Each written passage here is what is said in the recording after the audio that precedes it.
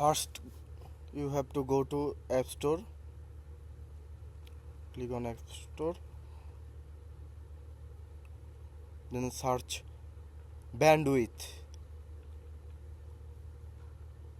Download it.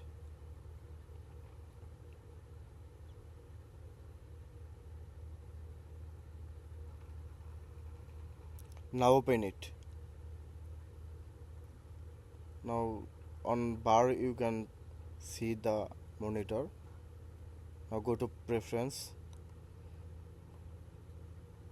Now you have to set up everything. Watch it and set up it.